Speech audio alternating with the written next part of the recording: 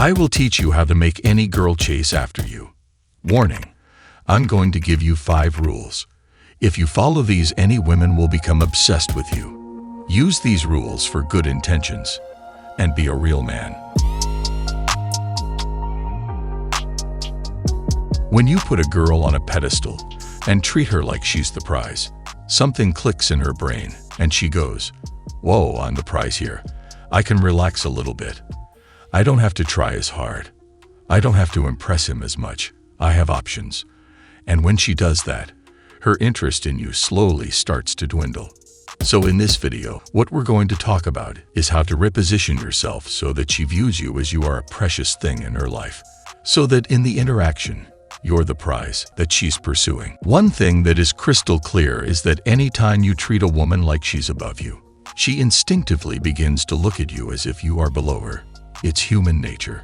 So I want to discuss is that how can you be the prize with a woman? How can you have her see you as you are the man that she wants? That's what she also wants as much as you do. And what I mean by that is a lot of guys think, if I treat her like a princess, that's how I'm going to get her. But the reality is that we all want to be with somebody that we see as the prize. So if you're treating her like a princess, she goes like this: "Well, I'm superior here," which means you are not. Well, you can't both be. And every girl wants to be with a man who is superior, who can protect her. We all do it because, as I said, it's human nature. We want somebody that we believe we have to work for and that we have to win over. And if you're not giving her that, you'll lose her. So how do you do that? We're going to go through 5 ways to position yourself as a prize. Rule number 1. The first rule is a belief, and it's the unwavering belief that you are actually the superior. And this is really tough for a lot of guys, because a lot of guys think, well, I'm not the prize. She's better looking than me, or she's more outgoing. She has more friends than me. They have all these things in their heads. But we've all met the guy who really doesn't have a lot going for him. He's not making a lot of money. He's not the best looking guy. And he firmly and unwaveringly believes that he's the prize.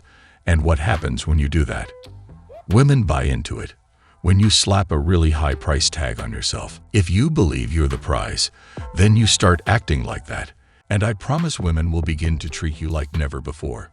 And when they do that, you become the prize. It's very simple. Let's say it's a chicken or the egg type of thing, but you've got to start with that unwavering belief that I am the prize. Now, what we're going to talk about is how to actually implement that belief when you're with a woman. How do you display this without coming out and saying that I'm the prize? Because if she assumes it on her own, then she will believe it. So how do you act like that? Well, that's rule number 2. Stop chasing validation. The next thing you have to do is stop chasing validation. And what I mean by that is validation vacuum. When a man and a woman get together, if you ask a woman out on a date or you're meeting up with her, there's this validation vacuum where somebody is going to be trying to get validation. Somebody's going to be trying to impress the other person. And it's kind of weird.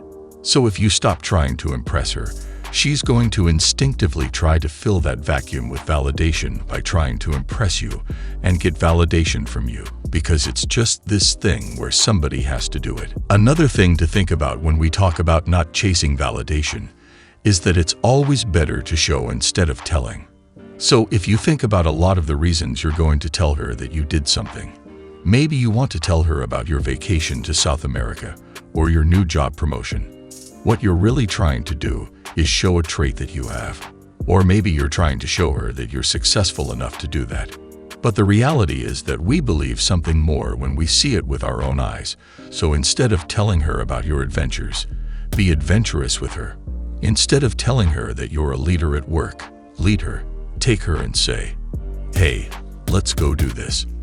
Leave the fight with her. Another thing to keep in mind with this idea of not chasing validation is not over-explaining yourself. If somebody's the prize and we want them to like us, we often tend to try to justify things. So if we aren't really comfortable with the job we have, we might try to explain it. And when you do that, you're showing the person that their opinion is really important to you and you're trying to impress them.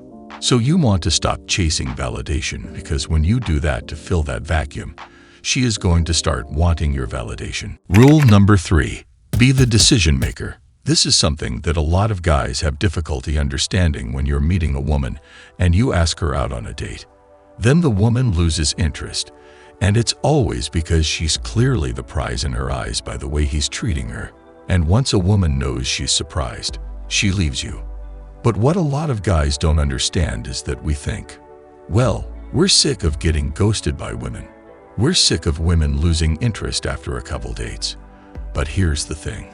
Women are just as sick of this. If you come into it and you start treating her like the princess, then there's something off about that for her. So when I say be the decision maker, that means do not automatically be impressed by her. You just go in with this attitude of, I don't know what I want from her, and show her that she is not an important person in your life. Then something clicks in her mind, because nobody treat her like that. So how do you put this into action? How do you demonstrate this well? We're going to use something that I call next level deep validation and next level deep curiosity. So validation comes from curiosity. Let's say you're talking to a woman and you find out she's a lawyer. Well, the natural instinct of a guy who's trying to impress a woman or get a woman to like him, and so he will say, oh my God, you're a lawyer. That must have been so hard. But the reality is we don't know why she chose to be a lawyer. What if her family had the expectation she was going to be a lawyer, and that's not really what she wanted to do? Well, now when you tell her how cool it is that she's a lawyer, it doesn't mean anything to her. So instead, what I always say is to go the next level deep before validating, and to always be curious to learn more. So you have to be like, oh, what made you decide to do that? Then she might go, well, because I've always been into law. You're always going next level deep, because when you do that, what's going on here is that she's going in her brain and going, oh, he wants to know why I got drawn to law. Okay, what is my reason? And she's subconsciously going to try to impress you. And then when she tells you about the ultimate reason she chose is, then you can go, oh, that's really cool. And now it means something to her. And it also is positioning you as not being easily won over. So go next level deep with your curiosity before validating a woman. Rule 4. I know I gave you some sort of theoretical ones, but this one is a simple one, is asking her for a favor. And what's interesting about this one is that we tend to think that to get a woman to like you, you are going to do her a favor. Let's say if she's complaining that her car is making a weird sound, we might automatically say, no problem. I'll take a look at it. But if you want somebody to like you, ask them for a favor. It's counterintuitive, right?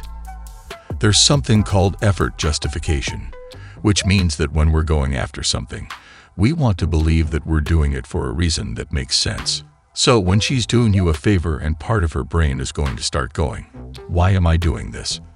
Oh, I must like this guy. It must be worth it, right? It's an effort justification. You don't need to go overboard with this. You don't need to have a girl do you favor after favor, and don't be afraid to ask for a favor early on with a woman. Don't make the favor seem like an excuse to hang out with her. We've all made that mistake too, where she's like, you know, I'm good at yoga. Then you are like, can you show me how to do it well? Then a part of her brain goes, oh, he's just using me. So instead, what you can say is, can you make me a video on how to do that? Or, can you just, record yourself making a video? Because now it seems more real, and she's putting in work, and she's sitting there with the camera going, why am I doing this? And she feels like she likes you. It's weird, but true. Rule 5. Set and communicate standards.